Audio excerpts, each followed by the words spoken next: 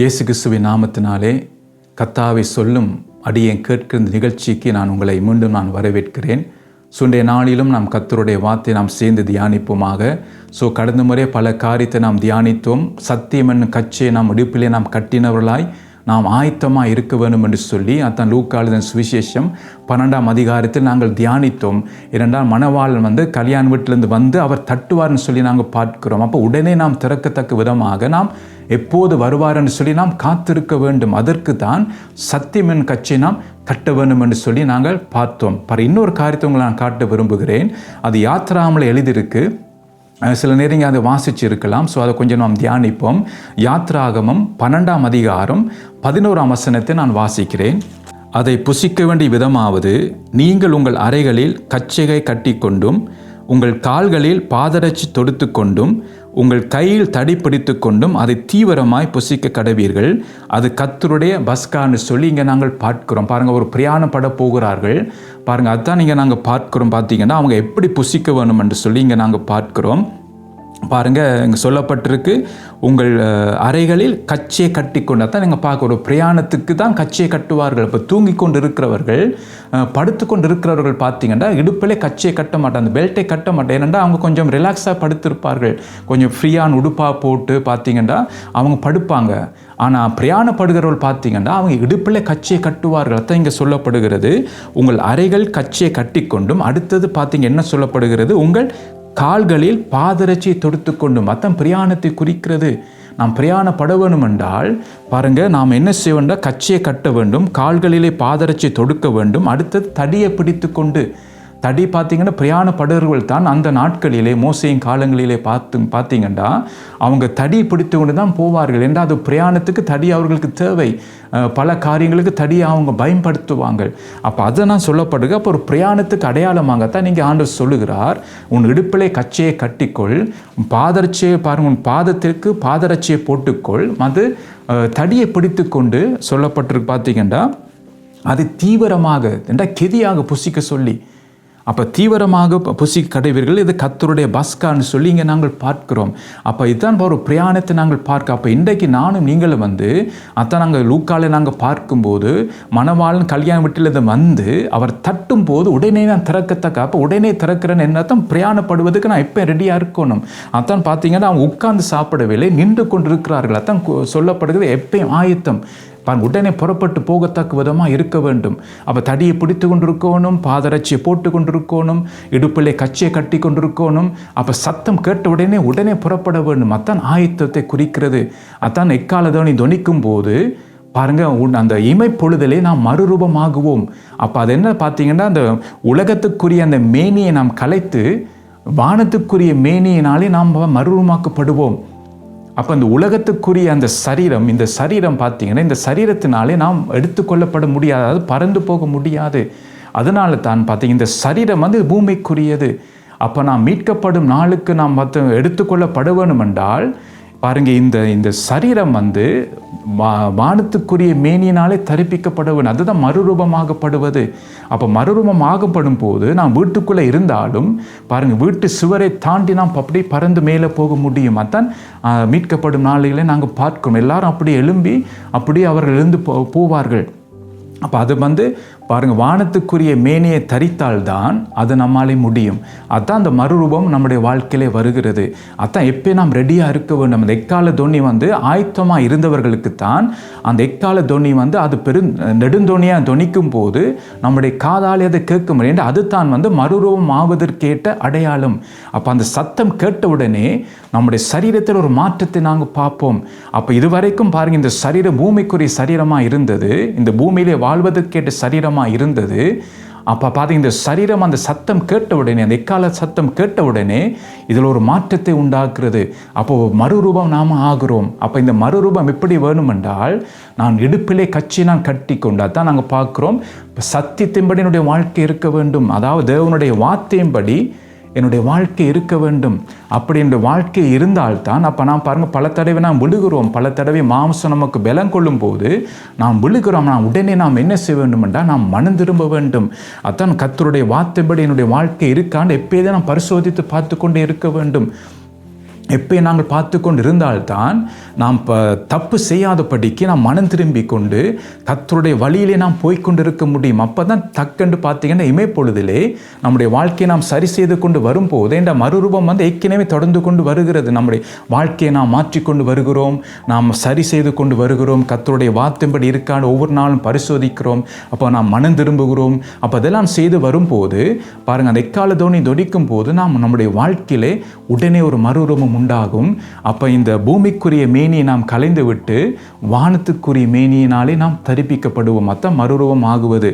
அதை இங்கே நாங்கள் பார்க்கிறோம், பிரயாணத்தை குறிக்கிறது. பாருங்கள், அதே யாத்திராகமம் 12ஆம் அதிகாரம் 12ஆம் வசனத்தை பார்க்கும்போது பார்த்தீங்கன்னா, அந்த ராத்திரியிலே நான் எகிப்து தேசம் எங்கும் கடந்து போய் எகிப்து தேசத்துள்ள மனிதர் முதல் மிருக ஜீவங்கள் மட்டும் முதற் பேராக இருக்கிறவைகளை எல்லாம் அதம் பண்ணி எகிப்து தேவர்கள் மேல் நீதியை செலுத்துவேன், நானே கர்த்தர். அப்போ பார்த்தீங்கன்னா, அப்போ இதில் என்ன நாங்கள் பார்க்குறோம் என்றால், சபை எடுத்துக்கொள்ளப்பட்ட பிற்பாடு பாருங்க அந்தி கிறிஸ்துவின் ஆட்சி வருகிறது. அதை இங்கே நாங்கள் பார்க்குறோம். பார்த்தீங்கன்னா, அந்தி கிறிஸ்து ஆட்சி வரும்போது 7 ஆண்டுகள் அவனுடைய ஆட்சி இங்கே இருக்கும். பாருங்க, அப்போ அதுதான் மிக ஒரு மோசமான ஒரு ஆட்சியாக இருக்கும் அவனுடைய ஆட்சியை நாங்கள் பார்க்கும்போது. அதுக்கு பிறகு தான் பார்த்தீங்கன்னா பாருங்கள், அதை நீங்கள் ஏற்கனவே கேள்விப்பட்டிருப்பீங்க, பல செய்திகள் கேட்டிருப்பீங்க. ஆண்டவருடைய பார்த்தீங்கன்னா வருகை வரும். அப்போ எல்லாரும் பார்த்தீங்கன்னா அவங்களோட சொந்த கண்ணாலே ஆண்டவருடைய வருகையை அவங்க பார்ப்பாங்க. ஸோ அந்த காரியத்தை நான் போக விரும்பவில்லை, நீங்கள் அந்த காரியத்தெல்லாம் கேட்டிருப்பீங்க. அப்போ நீதி சரி கட்டுதல் அங்கே இருக்கும். அதான் நாங்கள் பார்க்குறோம். அப்போ இதில் நான் தான் சொல்லப்பட பார்த்தீங்கன்னா, அந்த ராத்திரிலே நான் எகிப்து தேசமே கடந்து போய் எகிப்து தேசத்துள்ள மனிதர் முதல் மிருக ஜீவங்கள் மட்டும் முதல் பேராக இருக்கிறவைகள் எல்லாம் அதம் பண்ணி எகிப்து தேவர்கள் மேல் நீதியை செலுத்துவேன், நானே கர்த்தர் என்று சொல்லி நாங்கள் பார்க்கிறோம். அதுபோல் ஆண்டுடைய நீதி சரி கட்டுதல் நாட்கள் அங்கே காணப்படும். அதான் நாங்கள் பார்க்கிறோம். பாருங்கள், 17ஆம் வசனத்தை நான் வாசிக்கிறேன். 12ஆம் அதிகாரம் 17ஆம் வசனத்தை வாசிக்கும்போது, புளிப்பில் அப்ப பண்டிகையை ஆசரிப்பீர்களாக, இந்த நாளில்தான் நான் உங்கள் சேனைகளை எகிப்து தேசத்திலிருந்து புறப்பட பண்ணினேன். ஆகியால் உங்கள் தலைமுறை தோறும் நித்திய நியாயமாக இந்த நாளை ஆசரிக்க கடைவீர்கள்னு சொல்லி அங்கே நாங்கள் பார்க்கிறோம். அப்போ இந்த நம்முடைய காலத்தில் பார்த்தீங்கன்னா புளிப்பில்லா அப்ப பண்டிகை. அப்போ நம்முடைய வாழ்க்கையில ஒரு பாவம் நிறைந்த வாழ்க்கையாக இருக்கக்கூடாது. அதனால தான் நாங்கள் பார்க்குறோம் நம்முடைய வாழ்க்கையில நாம் என்ன செய்வோம்னா சரி செய்வோம் நம்முடைய வாழ்க்கையை. இன்றைக்கு நாம் அதிகமாக உலக காரியத்தோடு நாம் டைமை செலவழித்து கொண்டு புசிப்பு குடிப்பு பெண் கொடுத்துன்ற அதிலே நாம் நம்முடைய நேரத்தை நாம் வீணாக்கி கொண்டு இருந்தால் நம்முடைய வாழ்க்கை புளிப்புள்ளதாக இருக்கும். அப்போ வேதம் என்ன சொல்லும்? புளிப்பில்லா அப்ப பண்டிகைன்னு சொல்லப்படுகிறது. அப்போ நம்முடைய வாழ்க்கை புளிப்பில்லாததாக இருக்க வேண்டும். அப்போ அதுக்கு நாம் என்ன செய்ய வேண்டும் என்றால், சத்தியமென் கச்சை என் இடுப்பிலே கட்டி கொண்டிருக்க வேண்டும். அதாவது பார்த்தீங்கன்னா கர்த்தருடைய வார்த்தைப்படி என்னுடைய வாழ்க்கையை நான் சரி செய்ய வேண்டும். அப்படி செய்தால்தான் பாருங்க சொல்லப்பட்டபடி புளிப்பில்லா அப்ப பண்டிகை ஆசரிப்பீர்களாக. அப்போ அது நம்முடைய வாழ்க்கையில் அது முக்கியம். நம்முடைய வாழ்க்கையில் பார்த்தீங்கன்னா இந்த புளிப்பு தன்மை இருக்கக்கூடாது. அதான் பாவத்தை குறிக்கிறது இந்த புளிப்பு தன்மை. அப்போ அது நம்முடைய வாழ்க்கையில் இருக்கக்கூடாது. அதற்காகத்தான் நாம் என்ன செய்ய வேண்டும் என்றால், ஒவ்வொரு நாளும் நாம் பரிசோதித்து பார்க்க வேண்டும், டைம் எடுக்க வேண்டும். அதுக்கு தான் கர்த்தருடைய வார்த்தையை நாம் வாசிக்கிறோம். கர்த்தருடைய வார்த்தை என்னுடைய வாழ்க்கை சரியாக இருக்கான்னு சொல்லி அதற்காகத்தான் கர்த்தருடைய வார்த்தை நாம் வாசிக்கிறோம். ஏதோ வருஷத்தை ஒருக்கான டக்குன்னு பைபிள் வாசித்து முடிக்க வேண்டும், அல்லது வருஷத்தில் 2 முறை நாம் வாசித்து முடிக்க வேண்டும், அந்த நோக்கத்தோடு நாம் வாசிக்கக்கூடாது. பாருங்கள், நாம் எதற்கு வாசிக்க வேண்டும் என்றால், இன்றைக்கு ஏதாவது விதத்திலே நான் கர்த்தருடைய வார்த்தை மீறி நடந்திருக்கிறேனா, அப்போ அதை வாசிக்கும் போது ஆவியானவர் வசனத்திலிருந்து நம்மோடு பேசுவார், இந்தந்த காரியத்தை உணர்த்துவார், இப்படி நாம் தவறிட்டேன்னு சொல்லி. அப்போ உணரும் போது உடனே நான் முழங்கால் படிட்டு, ஆண்டவரே இந்த காரியத்தை நான் விழுந்து விட்டேன், அல்லது இந்த காரியத்தை நான் தவறி இருக்கிறேன், ஆண்டவரே உங்களுடைய பரிசுத்த இரத்தத்தால் என்னை கழுவி, ஆண்டவரே திரும்பமாக இந்த காரியத்தை நான் விழுந்து விடாதபடிக்கு ஆண்டவர் உங்களுடைய உன்னத பலத்தை எனக்கு தாரும் என்று சொல்லி அதற்கு நாம் ஜெபம் பண்ண வேண்டும். அப்படியே நாம் செய்து கொண்டு வர நம்முடைய வாழ்க்கையிலே பார்த்தீங்கன்னா அந்த புளிப்பு தன்மை நம்முடைய வாழ்க்கையில் இல்லாமல் போகும். அத்தை நாங்கள் பார்க்குறோம், புளிப்பில்லா அப்ப பண்டிகையை ஆசரிப்பீர்களாக, இந்த நாளில்தான் நான் உங்கள் சேனைகளை எகிப்து தேசத்திலிருந்து புறப்பட பண்ணினேன். பாருங்கள், அப்போ புளிப்பில்லா பண்டிகை அவர்கள் ஆசரித்தார்கள். அப்போ அந்த நாளில் தான் அவங்க புறப்பட்டு போனாங்க. அப்போ நம்முடைய வாழ்க்கை புளிப்பில்லாததாக இருக்க வேண்டும். அப்போ புளிப்பில்லாத ஒரு வாழ்க்கையை நாம் வாழ வேண்டும். வாழ்ந்தால்தான் அந்த எக்கால தொனிக்கும் போது நாம் புறப்பட்டு போக முடியும். மணவாளனை சந்திக்க நாம் எதை நோக்கி நாம் போக முடியும், அதுதான் இங்கே சொல்லப்படுகிறது. அதை இங்கே நாங்கள் பார்க்கிறோம். அப்போ நம்முடைய வாழ்க்கையை நாம் பரிசோதித்து பார்க்க வேண்டும். இன்றைக்கு நமக்கு தருணம் இருக்குது என்று பார்க்க நாம் உயிர் வாழ்கிறோம். இன்றைக்கு நமக்கு உயிர் இருக்குது. அப்போ நாளைக்கு இந்த நாள் திரும்ப எனக்கு கிடைக்குமோ தெரியாது. அப்போ இன்றைக்கு கர்த்தர் ஒரு வாய்ப்பை தந்தா இன்றைக்கு அதை நாம் பயன்படுத்துவோம். இன்றைக்கு உலக காரியங்களுக்கு பின்னால் ஓடுவதை விட்டுட்டு, பணம், படிப்பு, பெயர், புகழ், உலக மேன்மை அதை தேடுவதை விட்டுட்டு, இன்றைக்கு நானும் நீங்களும் இந்த நாளை பிரயோஜனப்படுத்தி கொள்வோம். மற்ற நாட்கள் பொல்லாதவைகள் ஆனதால் காலத்தை பிரயோஜனப்படுத்தி கொள்ளுங்கள். நாளைக்கு ஒரு நாள் வருமா தெரியாது, யாரும் கரண்டி பண்ண முடியாது. எவ்வளோ விஞ்ஞானம் பாருங்கள் வளர்ந்துருக்குத்தான். ஆனால் நாளைய நாள் சந்திப்போம் என்று சொல்லி யாரும் கரண்டியாக சொல்ல மாட்டார்கள். ஒரு நாளிலே பாருங்கள் எவ்வளோ மரணங்கள் உலகம் முழுவதும் நடக்கிறது. அது சிறு வயதாக இருக்கலாம், பெரியவர்களாக இருக்கலாம். பாருங்கள் எல்லாருக்கும் மரணங்கள் எப்படியோ விதத்தில் வருகிறது. பாருங்கள் திடீரென மரணங்கள் வருகிறது. வைத்தியருக்கே தெரியாமல் பாருங்கள் ஏன் மறிக்கிறார்கள்னு சொல்லி அநேகருக்கு தெரியாமலே இன்றைக்கு பல பேர் மறிக்கிறார்கள். பாருங்கள் அப்படியான ஒரு காலகட்டத்தில் தான் நாங்கள் வாழ்கிறோம். வெளியில் போகிறார்கள், வருகிறார்கள், போகிற இடத்துல பாருங்கள் விபத்துக்கள் நடக்கிறது, அநியாயங்கள் நடக்கிறது. பாருங்கள் பல மரணங்களை நாங்கள் கேள்விப்படுகிறோம் செய்திகளிலே. அப்போ இதெல்லாம் நாங்கள் பார்க்கும்போது ஒரு கடைசி காலம். அதனால தான் நாளைக்கு பார்ப்போம், நாளண்டைக்கு பார்ப்போம் என்று சொல்லி கர்த்தர் தருகிற தருணத்தை, அந்த வாய்ப்பை நாம் விட்டுவிடக்கூடாது. சுனமித்தியால் பார்த்தீங்க, ஆண்டு தட்டும்போது, அந்த மணவாளன் தட்டும்போது அசதியாக இருந்தாள். ஆனால் அவருடைய மனசாட்சி குத்துனதுனாலே அவள் எழும்பி கதவை திறந்த பொழுது மணவாளனை பார்க்க முடியல, அவர் போய்விட்டார். அதனால் தான் நாம் எச்சரிக்கையாக இருக்க வேண்டும். எவ்வளோ ரட்சிக்கப்பட்டு பாருங்கள், எவ்வளோ நாம் ஆராதனைக்கு போய் எவ்வளோ வார்த்தையை கேட்டு ஊழியம் செய்து கசியா அந்த மீட்கப்படும் நாளை இழந்து போனோம் என்றால் நம்மை போல பரிதாபமான மக்கள் வேறு யாருமே இல்லை என்ற சத்தியத்தை அறிந்தும் ஆயத்தப்பட வேண்டும் என்று தெரிந்தும் நாம் ஆயத்தப்படாமல் நம்முடைய உலக காரியங்களுக்கு பின்னால் போனதினாலே கர்த்தருடைய வார்த்தை நாம் என்ன செய்வோம் என்றால் அவருடைய வருகையை நாம் இழந்து விடுவோம். அப்போ அந்த நிலைமை வரக்கூடாது என்பதற்காகத்தான் கர்த்தருடைய ஆவியானவர் இன்றைக்கு நம்மோடு பேசி கொண்டிருக்கிறார். ஆக ஒருவேளை இன்னும் நீங்கள் மனம் திரும்பாமல் இருக்கிறீர்களா, அல்லது யாராவது நீங்கள் மன்னிக்காமல் இருக்கிறீங்களா, இன்னும் உங்களுக்குள் கசப்பு இருக்கிறதா, இன்னும் உங்களுக்குள் பொறாமை இருக்கிறதா, எரிச்சல் இருக்கிறதா, ஸோ அதை நீங்கள் தூக்கி எறிந்து விடுங்கள். இன்றைக்கு நாம் படுக்கைக்கு போகும்போது இதெல்லாவற்றை நாம் விட்டுவிட வேண்டும். என்ற நாளைக்கு கண் விழிப்போமான்னு தெரியாது. கர்த்தர் வாய்ப்பு தருகிறார் தான், ஆனால் அந்த சான்ஸை நாம் விடக்கூடாது. அப்போ இன்றைக்கு கர்த்தர் வாய்ப்பு தந்தார் என்றால் உங்களை பரிசோதித்து பாருங்க. சில கசப்புகள், சில வைராக்கியங்கள் இருக்கும் உங்களுக்குள். அதெல்லாம் நீங்கள் ஆவியானுடைய கரத்தில் கொடுங்க. ஆவியானவரே, இந்த காரியத்தில் எனக்கு விடுதலை தாரும். ஆண்டவரே, மற்ற சௌரனை மன்னிக்க எனக்கு பலம் தாரும். இந்த காரியத்தை ஆண்டவரே நான் உம்முடைய கரத்தில் ஒப்பு கொடுக்கிறேன். என்னை மன்னித்து ஆண்டவர் இந்த காரியத்தை நான் ஒப்புரவாக எனக்கு உதவி செய்யும். அப்போ இதெல்லாம் நாம் செய்ய வேண்டும். இந்த காரியம் இதுக்காகத்தான் பாருங்கள் நாம் கர்த்தருடைய வார்த்தையை வாசிக்கிறோம். இதற்காகத்தான் கர்த்தருடைய வார்த்தையை கேட்க, நம்மை பரிசோதித்து பார்க்க, நம்முடைய வாழ்க்கையை சரி செய்வதற்கு. ஆனால் இன்றைக்கு நாம் எதை அதிகமாக கேட்க விரும்புகிறோம் என்றால் கவலைக்குரிய விஷயம், மற்றவருடைய குறைகளை தான் கேட்க நாம் விரும்புகிறோம். மற்றவருடைய குறைகள், மற்றவருடைய குற்றங்கள், அவங்க செய்த பாவங்கள், அவங்க விழுந்த காரியங்கள், அதை குறித்தும் ஆர்வமாக அறிய நாம் விரும்புகிறோம். அப்போ அந்த காரியத்தை அறிகிறதுனாலே என்னுடைய வாழ்க்கையில மாற்றம் வராது. பாருங்க, அப்போ அதனாலே நான் முதல் என்னுடைய வாழ்க்கையை சரி செய்ய வேண்டும். இப்போ பசித்தால் நான் தான் சாப்பிட வேண்டும். அப்போ என்னுடைய வாழ்க்கையை நாம் சரி செய்யாமல் கர்த்தர் தருகிற அந்த தருணத்தை இழந்து விட்டேன் என்றால் பாருங்க வேதனைப்பட வேண்டி வந்துடும். அந்த ஐஸ்வர்யவான் லாசரு பாருங்க சம்பவத்தை நாங்கள் பார்க்கிறோம். அவனுக்கு நல்ல சான்ஸ் இருந்தது ஐஸ்வர்யவானுக்கு, ஆனால் அவன் அதை விட்டு விட்டான். கடைசியை பார்த்தீங்கன்னா அவன் பாதாத்திலிருந்து அவன் கஷ்டப்படுகிறான். அப்போ அந்த நிலைமை நமக்கு வரக்கூடாது. அப்போ அதனால தான் கர்த்தர் தருகிற இந்த தருணத்தை அப்படி நாம் பிடித்து கொள்ள வேண்டும். உலக ரீதியாக ஏதாவது தருணம் நம்முடைய வாழ்க்கையில முன்னேறுவதற்கு, நம்முடைய சம்பளத்தில் உயர்வு வருவதற்கு ஏதாவது ஒரு தருணம், ஏதாவது ஒரு சான்ஸ் வந்தால் நீங்கள் விட்டுட்டு இருப்பீங்களா? இல்லை. எப்படியாவது அந்த சான்ஸை நான் பெற்றுக்கொள்ள வேண்டும் என்று சொல்லி நாம் பிரயாசப்படும். அதே போலத்தான் இது நம்முடைய ஆவிக்குரிய வாழ்க்கை. நானும் நீங்களும் அவருக்கு முன்பாக நிற்க போகிறோம். எல்லாரும் அவருக்கு முன்பாக நிற்க போகிறோம். இன்றைக்கு சபைக்கு சில பேர் வராமல் இருப்பாங்க, தலையடின்னு சொல்லுவாங்க, அல்லது விசிஸ்டர் வந்தான்னு சொல்லுவாங்க. ஸோ ஏதோ ஒரு சாட்டுப்போக்கு சொல்லி வராமல் விடுவாங்க. இது பாருங்க செய்யலாம், ஆனால் அவருக்கு முன்பாக நிற்கும் போது நாம் சொல்ல முடியாது சாட்டுப்போக்கு. அப்போ அவருக்கு முன்பாக எல்லாரும் தான் நிற்க வேண்டும். அப்போ அந்த நேரத்தில் நாம் எப்படி நிற்க போகிறோம், அதான் நான் கவனமாக இருக்க. அப்போ கர்த்தர் நமக்கு வாய்ப்பு தருகிறார், நமக்கு தருணத்தை தருகிறார்.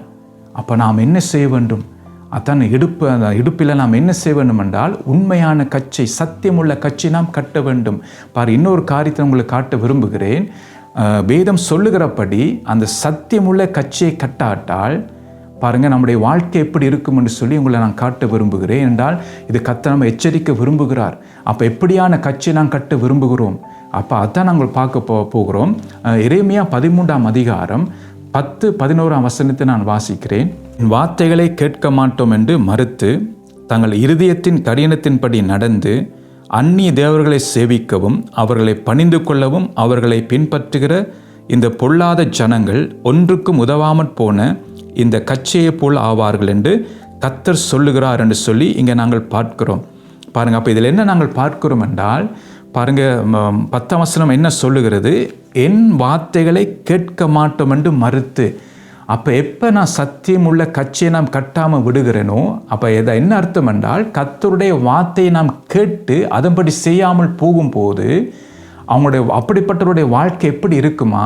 அது அவங்களுக்கு தெரியாமலே இருக்கும். அவங்க நாட்டுகளே போய் வருவார்கள், ஊழியம் செய்வார்கள், பழக்கப்பட்ட ஜெபங்களை செய்வார்கள். அதெல்லாம் செய்கிறபடினாலே அவங்க நினைக்கிறாங்க நான் ஆவிக்குரியவர் என்று சொல்லி அவர்கள் நினைக்கிறார்கள். ஏன்னா அவங்க செய்கிற கிரியைகளை பொறுத்து அவங்க நான் ஞாயிற்றுக்கிழமை தவறாமல் போகிறோம், தசமாம் காணிக்கை கொடுக்கிறோம், ஊழியம் செய்கிறோம், ஜெபம் பண்ணுகிறோம், ஏழைகளுக்கு உதவி அதை வைத்து அவர்கள் என்ன நினைக்கிறார்கள் என்றால் நான் ஆவிக்குரியவர் என்று சொல்லி. ஆனால் இங்கே என்ன சொல்லுகிறது பார்த்தீங்கன்னா 10ஆம் வசனம் என் வார்த்தைகளை கேட்க மாட்டோம் என்று மறுத்து. அப்போ அங்கே ஆரம்பிக்கப்படுகிறது. எப்போ நான் கர்த்தருடைய வார்த்தை நான் விட்டு விலகிறேனோ அதன்படி என்னுடைய வாழ்க்கையை நான் வாழாமல் கர்த்தருடைய வார்த்தை என்னுடைய வாழ்க்கையை பரிசோதித்து மனம் திரும்பாமல் போகும்போது என்ன நடக்கிறதாம்? தங்கள் இருதயத்தின் கடினத்தின்படி நடந்து. அப்போ கர்த்தருடைய வார்த்தையை நான் கேட்டு மனம் திரும்பாமல் போனால் அடுத்தது வருகிறது என்ன விபரீதம் என்றால் இருதய கடினம் உண்டாகும். அதான் இயேசு சொல்லுகிறார், இருதயம் கொழுத்திருக்கிறது. அதான் அந்த இருதய கடினம். அப்போ அந்த இருதய கடினம் இருந்தால் எவ்வளோ வார்த்தை நமக்கு வந்தாலும் அந்த வார்த்தைக்கு நம்முடைய செவி திறக்காது. என்ன நம்முடைய இருதய கடினம் என்ற கர்த்தருடைய வார்த்தை நமக்குள் வராது. ஆனால் உட்கார்ந்துருப்போம். நாம் பிரசங்கம் வரும்போது உட்கார்ந்துருப்போம், ஆனால் தூங்கி கொண்டிருப்போம். அல்லது ஆண்டுடைய வார்த்தைக்கு செவி கொடுக்காமல் நம்முடைய சிந்தனையை நாம் சிதறடித்து கொண்டிருப்போம். அல்லது சபையில் இருக்கிற மற்றவர்களை பார்த்து கொண்டிருப்போம். அவங்க போட்டு வந்த உடுப்பை பார்த்து கொண்டிருப்போம். அல்லது சில சௌகரியமாக போட்டு வந்த நகைகளை பார்த்து கொண்டிருப்போம், தோடை பார்த்து கொண்டிருப்போம். இப்படி மற்ற காரியங்களை பார்த்து கொண்டு நாம் சிந்தனை சிதறடித்து கொண்டு கர்த்தருடைய வார்த்தைக்கு செவி கொடுக்க மாட்டோம். அதுக்கு என்ன காரணம் என்றால் அந்த இருதய கடினம். அப்போ கர்த்தருடைய வார்த்தையை வாஞ்சி உள்ளவர்கள் அவர்கள் கர்த்தருடைய வார்த்தையை கவனித்து கேட்பார்கள். ஏன்னா அந்த வாஞ்சை, அந்த தாகம் அவங்க எப்படியாவது அந்த வார்த்தையை கேட்பாங்க. வேறு எந்த விதத்தினாலும் அவங்க சிந்தனையை சிதறடிக்க விட மாட்டாங்க. அப்போ இன்றைக்கு பல கூட்ட ஜனங்கள் சபைக்கு வருகிறார்கள். ஆனால் எத்தனை பேர் கர்த்தருடைய வார்த்தைக்கு செவி கொடுக்கிறார்கள்?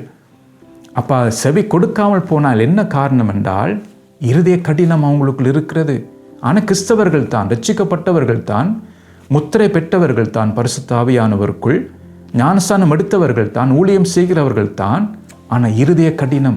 வெளியிலே பார்க்கும்போது நல்ல பிரதர் என்று சொல்லுவாங்க, நல்ல ஜெபிக்கிற பிரதர் என்று சொல்லுவாங்க, அல்லது நல்ல ஜெபம் பண்ணுகிற சிஸ்டர் என்று சொல்லுவாங்க, நல்ல ஜெபிப்பாங்க, கேட்கும்போது ஆசையாக இருக்கும் அவங்க ஜெபிக்கும் போது. ஆனால் அந்த சகோதரனோ அல்லது அந்த சகோதரியோ அவங்களுடைய இருதயம் கடினமாக இருக்கிறதை மற்றவர்களால் பார்க்க முடியாமல் இருக்கும். அப்போ அது காரணம் என்னென்றால் சொல்லப்பட்டிருக்கு என் வார்த்தைகளை கேட்க மாட்டோம் என்று மறுத்து. அதான் இன்றைக்கு அநேகர் பார்த்தீங்கன்னா கிறிஸ்தவர்கள் கர்த்தருடைய வார்த்தையை கேட்க விருப்பம் இல்லை. அதான் நான் முதலே சொன்ன மாதிரி மற்ற ஊழியக்காரருடைய குற்றங்களை கேட்க அதிகமாக விரும்புகிறார்கள். அவர்கள் விழுந்த பாவத்தை அறிகிறதுக்கு அவர்கள் விரும்புகிறார்கள். அந்த சகோதரன் எப்படி விழுந்தான் என்று அறிகிறதுக்கு விரும்புகிறார்கள். அதைத்தான் அவங்க பேசி கொண்டிருக்கிறாங்க. உங்களுக்கு தெரியுமா சிஸ்டர், அந்த சகோதரன் இப்படி செய்துட்டாராம் சொல்லி அதை பற்றி காய்ச்சி கொண்டிருப்பார்கள். அப்போ இதிலே அவங்களுக்கு டைம் போகிறது. அதுக்கு என்ன காரணம்? கர்த்தருடைய வார்த்தையை கேட்க மாட்டோம் என்று மறுத்து. அதான் தொடங்குது அவங்களுடைய வாழ்க்கையில வீழ்ச்சி அங்கே தான் துவங்குறது. அப்போ கர்த்தருடைய வார்த்தையை நாம் கேட்கிறது எதற்கென்றா என்னுடைய வாழ்க்கையை நான் சரி செய்ய, என்று அவருக்கு முன்பாக நான் நிற்க போக வேண்டும், அவருக்கு முன்பாக நான் நிற்க வேண்டும். அப்போ நான் கணக்கு கொடுக்க வேண்டும். அப்போ என்னுடைய வாழ்க்கை சரியாக இருக்க வேண்டும். அவர் என்னை பார்த்து உண்மை உத்தமான ஊழியக்காரன்னு சொல்ல வேண்டும். என்னை பார்த்து சோம்பலும் பொல்லாதமான ஊழியக்காரன்னு சொல்லக்கூடாது. அப்போ அதனால தான் கர்த்தருடைய வார்த்தைக்கு நான் செவி கொடுத்து என்னை பரிசோதித்து பார்த்து நான் மனம் திரும்ப வேண்டும். ஆனால் இங்கே பார்த்தீங்கன்னா அவங்க என்ன செய்கிறாங்க? ரட்சிக்கப்பட்டவங்க தான், ஆனால் கர்த்தருடைய வார்த்தையை கேட்க மறுக்கிறார்கள். அதனாலே வருகிற விபரீதம் என்னென்றால் தங்கள் இருதயத்தின் கடிதத்தின்படி நடக்கிறார்கள். அப்போ அவங்களுடைய வாழ்க்கை, அவங்களுடைய கிரியை எல்லாம் பார்த்தீங்கன்னா இருதய கடினம். மனம் திரும்ப முடியலை, அவங்களால கர்த்தருடைய வழியிலே நடக்க முடியலை. ஒரு பேர் கிறிஸ்தவனாக, ஒரு ஞாயிற்றுக்கிழமை கிறிஸ்தவனாக, பண்டிகை கிறிஸ்தவனாக, ஒரு பழக்கப்பட்ட கிறிஸ்தவ வாழ்க்கை இவர்கள் வாழ்வார்கள். அடுத்தது பார்த்தீங்கன்னா அந்நிய தேவர்களை சேவிக்கவும் அவர்களை பணிந்து கொள்ளவும் அவர்களை பின்பற்றுவார்கள். அந்நிய தேவர்கள் என்ற பார்த்தீங்கன்னா எதுன்னு பார்த்தீங்கன்னா உலக காரியங்களை பின்பற்றி அதை பணிந்து கொள்வார்கள். அது இன்றைக்கு ஒரு கூட்டம் பணத்தை பின்பற்றி அந்த பணத்துக்கு முன்பாக பணிந்து கொள்கிறார்கள். ஒரு கூட்டம் பார்த்தீங்கன்னா படிப்புக்கு பின்னால் போய் படிப்பை பணிந்து கொள்கிறார்கள். இப்படி உலக காரியங்களுக்கு பின்னால் போய் அநேகர் பார்த்தீங்கன்னா அந்த உலக மேன்மைகளை பணிந்து கொள்கிறார்கள். அதான் பாருங்க, பிசாசு இயேசுவை பாருங்க மலையை மேல் கொண்டு போய் பாருங்க உலக மகிமையை காண்பித்து என்ன சொல்லுகிறான்? நீர் என்னை தாழ விழுந்தால் இவைகளை நான் உமக்கு தருகிறேன். பாருங்க அவன் எப்படி செயல்படுத்துறான்னு பாருங்க. அப்போ இன்றைக்கு யாரை நாம் வணங்குகிறோம்? யாருக்கு முன்பாக தாழ நாம் விழுகிறோம்? நாம் கர்த்தர் ஒருவருக்கே ஆராதனை செய்ய நாம் அழைக்கப்பட்டவர்கள். உலக பணத்துக்கு முன்பாக, படிப்புக்கு முன்பாக, உலக மேன்மைக்கு முன்பாக தாழ விழுவதற்கு நாம் அழைக்கப்படவில்லை. அப்போ நான் நீங்கள் எச்சரிக்கையாக இருக்க வேணும். அப்போ இதுக்கு என்ன காரணம் என்றால் வார்த்தையை கேட்காத காரணம். அதனாலே வருகிற விபரீதம் இருதய கடினம். அதாலே வருகிற அடுத்த ஸ்டெப் பார்த்தீங்கன்னா உலகத்தையும் உலகத்தில் உள்ளவைகளையும் அன்பு கூர்ந்து அதை பணிந்து கொள்வார்கள். அதுதான் அவங்களுடைய வாழ்க்கையில் முக்கியமாக இருக்கும். கர்த்தர் பின்னுக்கு போய்விடுவார். பேருக்கு ஆண்டவரை ஆராதிப்பார்கள், ஊழியம் செய்வார்கள், பிரசங்கம் பண்ணுவார்கள். ஆனால் அவங்களுடைய மெயின் பார்த்தீங்கன்னா என்ன காரணம் என்றால் எது அவங்களுக்கு முதலிடமாக இருக்கும் என்றால் உலக மேன்மைகள், பணம், படிப்பு, பெயர், புகழ் என்று சொல்லி அதுதான் அவங்களுக்கு முக்கியமாக இருக்கும். அதுக்கு தான் அவங்க இடம் கொடுப்பாங்க. அது காரணம் என்னன்னு பார்த்தீங்கன்னா கர்த்தருடைய வார்த்தையை கேட்க மாட்டோம் என்று மறுத்து தங்கள் இருதயத்தை கடினப்படுத்துகிறார்கள்.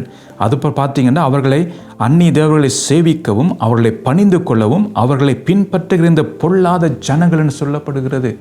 அப்போ இப்படி நாம் செய்தோம் என்றால் கர்த்தர் என்ன சொல்கிற? பொல்லாத ஜனங்கள். அவங்க எப்படி இருப்பாங்களாம்? ஒன்றுக்கும் உதவாமல் போன இந்த கச்சையை போலாவார்கள் என்று கர்த்தர் சொல்லுகிறார். அப்போ இதிலேயும் கச்சையை நாங்கள் பார்க்கிறோம். ஆனால் இந்த கச்சை பாருங்க, ஒன்றுக்கும் உதவாமல் போன கச்சை, ஒரு அழுக்கு நிறைந்த கச்சை. இதை வைத்து கர்த்தர் ஒன்றும் செய்ய முடியாது. அதான் ஆண்டவர் சொல்லுகிறார். அப்போ இந்த கச்சை ஆண்டவர் என்ன செய்கிறார்? அதை வெறுக்கிறார், இந்த கச்சையை. அப்போ இந்த இப்படியான கச்சையை நாம் கட்டியிருக்கிறோம் தான், ரட்சிக்கப்பட்டிருக்கிறோம், சொல்லுகிறோம் தான், ஊழியம் செய்கிறேன், ஜெபம் பண்ணுகிறேன், வேதம் வாசிக்கிறேன், பல காரியத்தை நான் கர்த்தருக்கென்று நான் செய்கிறேன், இரவும் பகலும் கர்த்தருக்கு நான் ஓடுகிறேன் என்று சொல்லுகிறார்கள் தான், கச்சையை கட்டியிருக்கிறார்கள் தான்.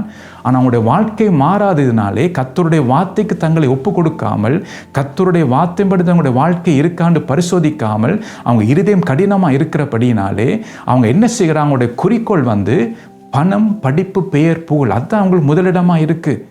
அதனால் பார்த்தீங்கன்னா கச்சை கட்டினவர்கள் தான். ஆனால் கர்த்தர் அந்த கச்சை எப்படி பார்க்குறாராம்? ஒன்றுக்கும் உதவாமல் போன கச்சையாக ஆண்டவர் பார்க்கிறார். ஒன்றுக்கும் உதவான கச்சை. ஆனால் வெளித்தோட்டத்திலே பார்க்கும்போது, பாஸ்டர் பார்க்கும்போது நல்ல ஊழியம் செய்கிற பிரதர் என்று சொல்லுவார். எல்லா ஜெபங்களுக்கும் அவர் கலந்து கொள்வார். நல்ல ஊழியம் செய்கிற ஒரு சகோதரன், நல்ல வாஞ்சி உள்ள சகோதரன், எல்லாத்துக்கும் அவர் கலந்து கொள்வார். அப்போ வெளியில் பார்க்கும்போது கச்சை கட்டி இருக்குதான். ஆனால் கர்த்தருடைய பார்வையில் இந்த கச்சை எப்படி இருக்கு? அழுக்கான கச்சை, ஒன்றுக்கும் உதவாத கச்சை இது. அப்போ மற்றவர்கள் பார்க்கும்போது நல்லா தான் தெரியும். அந்த கச்சையை பார்க்கும்போது இடுப்பில் கட்டப்பட்டு தான் இருக்குது, நல்ல கச்சையாக தான் இருக்குது மற்றவருடைய பார்வையிலே. ஆனால் கர்த்தருடைய பார்வையில் இந்த கச்சை எப்படி இருக்குது? ஒன்றுக்கும் உதவாமல் போன கச்சையாக காணப்படுகிறது. அதைங்க நாங்கள் பார்க்கிறோம். அப்போ இந்த காரியத்தை நாம் என்ன செய்வோம்னா நாம் சரி செய்ய வேண்டும். அப்போ இன்றைக்கு எந்த கச்சையை நீ கட்டி கொண்டிருக்கிறீங்க? சத்தியம் என்ன கச்சையை கட்டி கொண்டிருக்கிறீங்களா? அல்லது ஒன்றுக்கும் உதவாமல் போன கச்சையை கட்டி கொண்டிருக்கிறீர்களா? அப்போ நான் நீங்களும் இந்த காரியத்திலிருந்து மனம் திரும்ப வேணும் என்று சொல்லி தான் கர்த்தர் நம்மிடத்தை எதிர்பார்க்கிறார். பாருங்கள், இன்னொரு காரியத்தை நான் காட்ட விரும்புகிறேன். பாருங்கள், அதே எரேமியா 13ஆம் அதிகாரம் 11ஆம் வசனத்தை வாசிக்கிறேன். கச்சையானது மனுஷனுடைய அறைக்கு சேக்கியா இருக்கிறது போல நான் இஸ்ரவேல் குடும்பத்தார் அனைவரையும் யூதாவின் குடும்பத்தார் அனைவரையும் எனக்கு ஜனங்களாகவும் கீர்த்தியாகவும் துதியாகவும் மகிமையாகவும் சேர்க்கையாக்கி கொண்டேன். ஆனாலும் அவர்கள் செவி கொடாமல் போனார்கள் என்று கர்த்தர் சொல்லுகிறார். அப்போ நாம் எப்படியான கச்சையாக ஆண்டவர் விரும்புகிறார்னு பார்த்தீங்கன்னா, பாருங்க, கச்சையானது எப்படியாம் மனுஷனுடைய அறைக்கு சேக்கியாக இருக்கிறது போல. அப்போ பாருங்கள், இந்த கச்சை இடுப்போடு ஒட்டி கொண்டிருக்கும். இப்போ அதே போலத்தான் கர்த்தர் நம்மிடத்தை என்ன எதிர்பார்க்கிறார்? ஐக்கியம் எதிர்பார்க்கிறார். இன்றைக்கு நான் பார்த்தீங்கன்னா கர்த்தரோட ஐக்கியம் என்று சொல்லுகிறோம், ஆனால் உலகத்தோடு ஐக்கியமாக இருக்கிறோம். இன்றைக்கு கர்த்தருக்கு ஐக்கியம்னு சொல்லுகிறோம். கர்த்தரை நான் ஜெபிக்கிறேன், கர்த்தரை நோக்கி வேதம் வாசிக்கிறேன், நான் கர்த்தரோட ஐக்கியமாக இருக்கிறேன்னு நாம் சொல்லுகிறோம். ஆனால் உலகத்தை வெறுக்க முடியலை. கர்த்தரோட நான் ஐக்கியமாக இருக்கிறேன்னு நாம் சொல்லுகிறோம், ஆனால் நம்முடைய சிலுவை நம்மால் சுமக்க முடியலை. பாருங்கள், கர்த்தரோட ஐக்கியமாக இருக்கிறேன்னு சொல்லுகிறோம், பாருங்கள், நம்மை நாமே வெறுக்க முடியலை. அதுக்கு என்ன காரணம் பார்த்தீங்கன்னா, அந்த கர்த்தரோட அந்த உறவு இல்லை. இன்றைக்கு மற்றவர்கள் பார்க்கத்தக்க விதமாக உறவு வைத்திருக்கிறோம் கர்த்தரோடு. அதான் பார்க்குறோம். பரிசே வேதப்பாரெல்லாம் பார்த்தீங்கன்னா மக்கள் பார்க்கத்தக்க விதமாக ஜெபம் பண்ணுவார்கள், மக்கள் பார்க்கத்தக்க விதமாக உபவாசம் பண்ணுவார்கள். இன்றைக்கு அப்படி தான் ஒரு கூட்ட ஜனம் பார்த்தீங்கன்னா சபைக்கு உபவாசம் பண்ண வருவார்கள், ஆனால் தனிப்பட்ட ரீதியிலே கர்த்தரோட சமூகத்தில் ஜெபிக்க மாட்டார்கள். ஆனால் சபையில் ஜெபிப்பார்கள் உபவாசம் இருந்து. ஆனால் தனிப்பட்ட ரீதியில் தங்களுடைய பாவத்தை ஒடுக்கி கீழ்ப்படுத்துவதற்காக, தங்களுடைய மாம்சத்தை ஒடுக்கி கீழ்ப்படுத்துவதற்காக தனிப்பட்ட ரீதியில் அவர்கள் ஜெபம் பண்ண மாட்டார்கள், உபவாசம் பண்ண மாட்டார்கள்.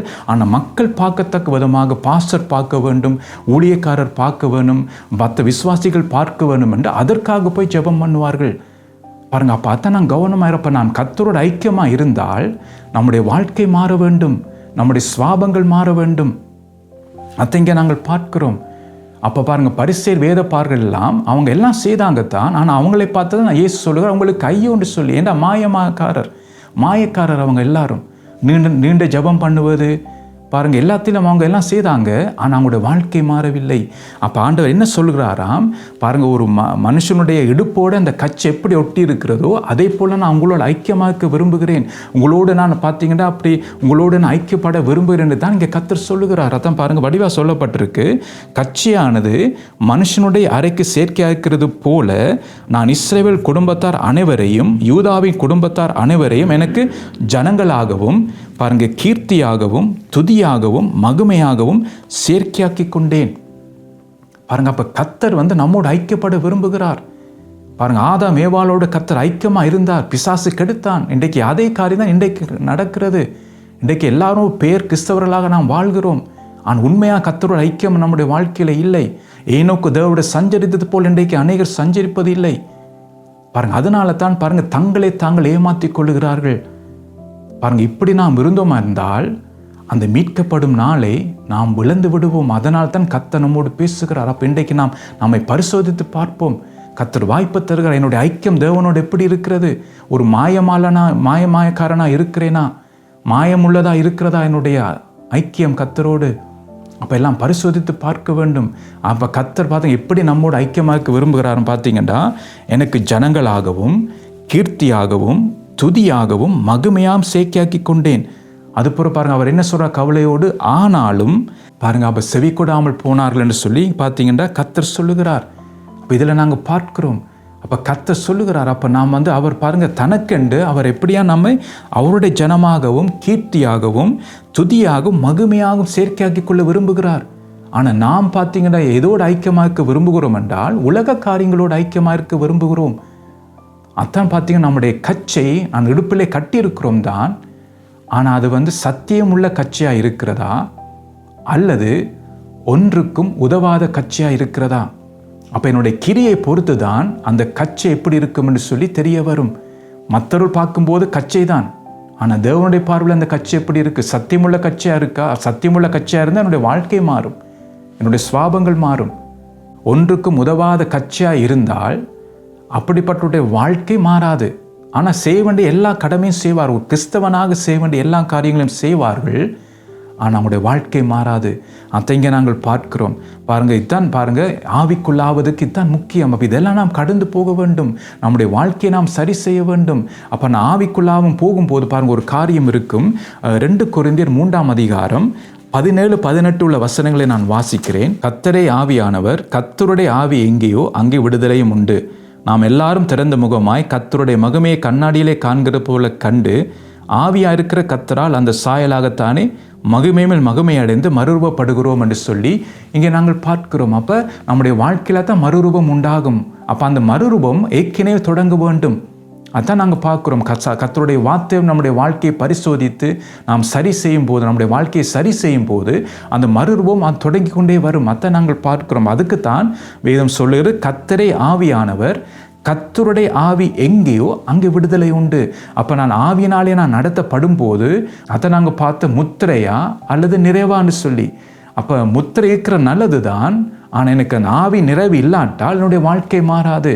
அப்போ ஆவி நிறைவு இருந்தால் தான் வேதம் சொல்லுகிறது, கர்த்தரே ஆவியானவர், கர்த்தருடைய ஆவி எங்கேயோ அதான் நிறைவு நாங்கள் பார்க்கிறோம். எனக்குள் ஆவியானவர் இருக்கும்போது அங்கே விடுதலை உண்டு. ஏனென்றால் அவர் தான் சத்தியத்துக்குள் நம்மை நடத்துகிறவர்.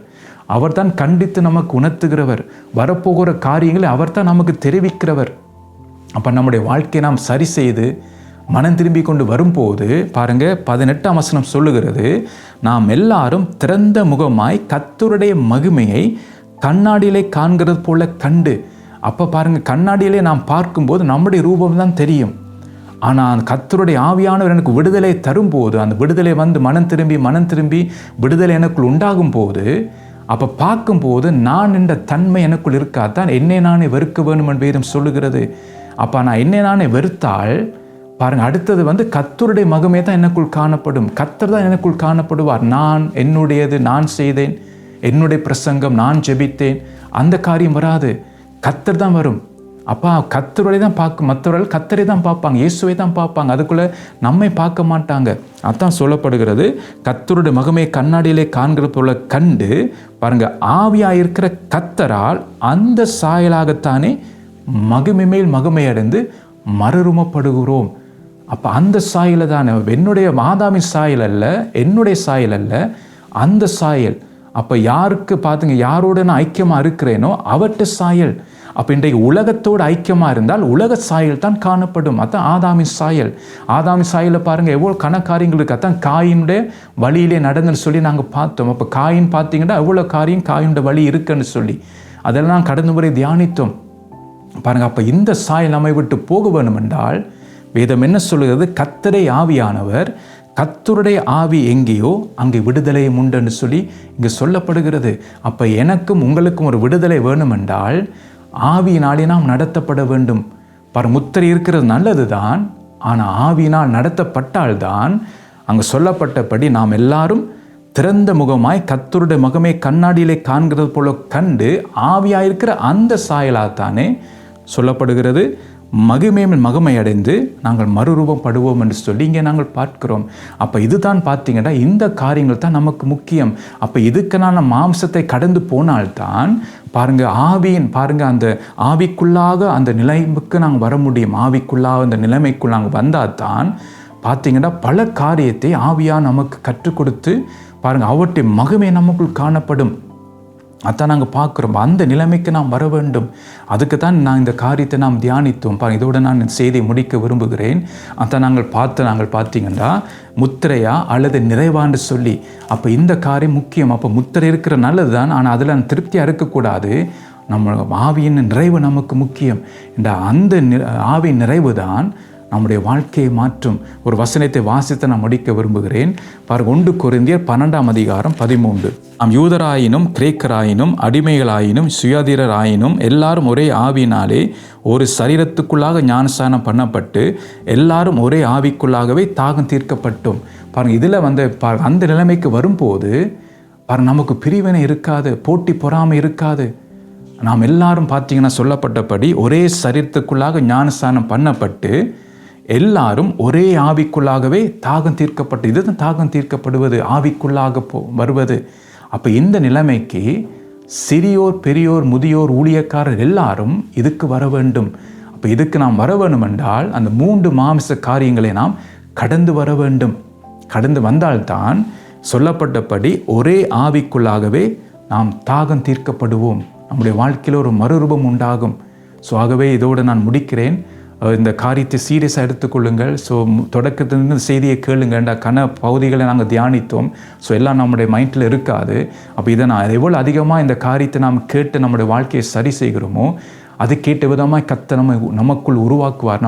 நம்முடைய மாமிச காரியங்களை எல்லாம் ஒடுக்கி கீழ்ப்படுத்தி இந்த காரியங்களெல்லாம் எடுத்து போடுவார். அப்போ நாம் அவற்றை சாயலை நாம் தரிப்பிக்கக்கூடிய விதமாக இருக்கும். ஸோ இந்த காரியத்தை சீரியஸாக எடுங்கள். இந்த செய்தியை தொடர்ந்து கேளுங்கள். ஸோ கர்த்தர் தாமே உங்களை ஆசீர்வதிப்பார். அடுத்த முறைக்கு புது செய்தியோடு உங்களை நான் சந்திக்கிறேன்.